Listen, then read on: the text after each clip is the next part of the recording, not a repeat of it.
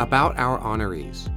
Ajani Stella, President's Award for Climate Education. At 17 years old, Ajani Stella has been a climate activist for 7 years. From his early days, he's experienced and appreciated the power of education. PS 41 was my elementary school, and it was in this building on the 3rd floor where I first learned about climate change. His 5th grade science teacher, Vicky Sando, was the one who introduced Ajani to climate change. Through her, Ajani delivered his first speech that year to the NYC Teachers Pension Fund Board of Directors. We delivered a petition to the New York City Comptroller, and a couple years later, the pension fund, both the city and the state, divested, and it was the biggest divestment of fossil fuels the world has ever seen.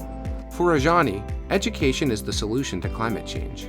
If the younger generation has both early knowledge and the tools for action, they will form an unstoppable movement. I saw so many kids around me who were just as passionate but just didn't know much about climate change. So I wanted to share that information with them. I wanted to use my knowledge and my passion for that. Even as climate education has become more popular in recent years, he's noticed that the youth voice is still missing from education. If they see someone who's just like them, then they're more inclined to engage with it. In 2021, Ajani created Kids Fight Climate Change, a unique, youth-led climate education organization. We believe that young people understand young people.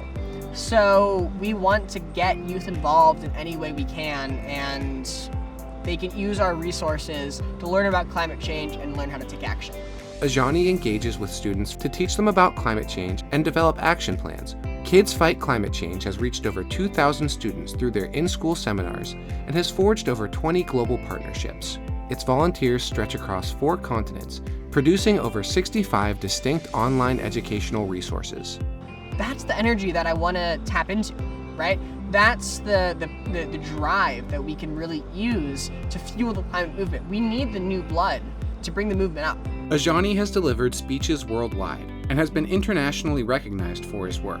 His writing has been published in various publications, and he's been featured in the press, including full-length features on news television. At age 15, he was named the youngest 30 under 30 for environmental education worldwide in 2022. He was granted an award for climate action by a marine conservation group and has been featured by the Years Project as an exemplary leader and activist. This is an issue without borders, right?